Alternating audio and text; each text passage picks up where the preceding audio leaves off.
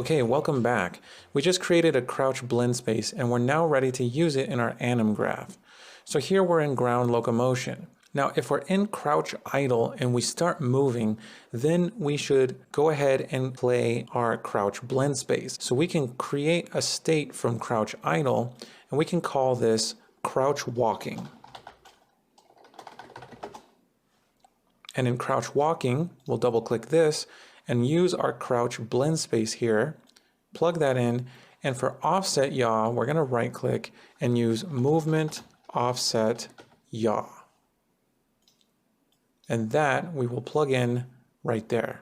Now back in ground locomotion, let's think about when we should use crouch walking. So in this transition rule, we want to allow the transition from crouch idle to crouch walking if speed is greater than 0. So let's check speed and see if that is greater than 0. And we'll use a AND Boolean. Now we don't want to transition from crouch idle to crouch walking if we're in the air. So let's do an is in air check and make sure that it's not true.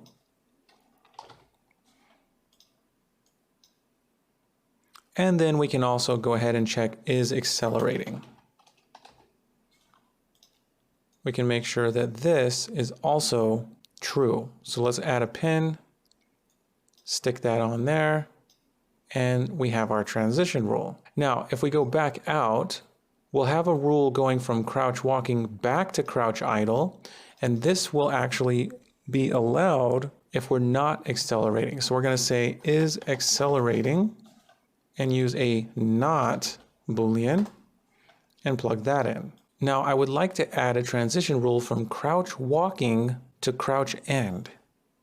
And from crouch walking to crouch end, if the crouching Boolean, be crouching, ever becomes false, I want to stop crouch walking and go straight to the crouch end animation. So I'm going to use be crouching here. So that's get crouching.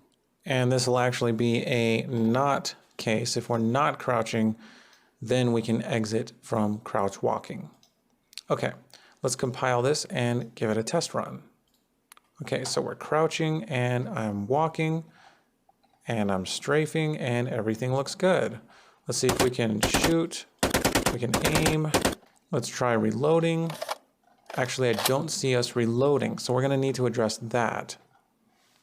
Now here in shooter_anim_instance.cpp, we'll see that we've got all of our recoil weight logic in the else case for the speed being greater than 0 or being in the air. So if the speed is greater than 0 or we're in the air, then we set our recoil weight. But we actually want to set all that stuff regardless of whether or not speed is 0 or we're in the air. So we can actually put this stuff outside of the if check here. So let's go down and select from if be turning in place all the way to the else case here. Let's copy this. We'll remove it from the bottom of the else case here, and we'll stick it just on the outside right here, just before the end of the function. We want to check this whether we're running, standing still, or not. And I'll go ahead and give this a comment while we're at it and say set the recoil weight. Okay, so we can go ahead and compile this and give it a test run. Okay, we're back in the editor. Let's go ahead and hit play. And we can shift to crouch. And let's go ahead and move.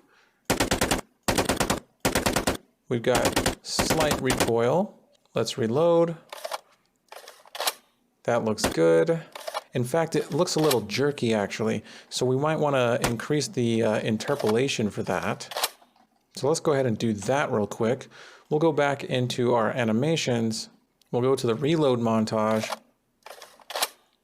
go to blend in, and for blend time, give this a value of say 0.25.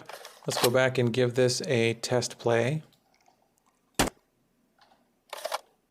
Yeah, that looks a lot less jerky.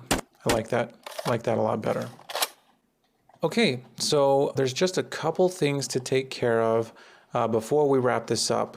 One is that when I jump while we're crouching, I don't want to actually jump, but I'd rather just stand up when we hit the spacebar or the jump button on the gamepad.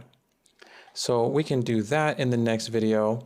And another thing that I want to do is I want to decrease the walk speed while we're crouch walking. We should not be walking as fast while we're crouching. So we'll take care of those things in the next video.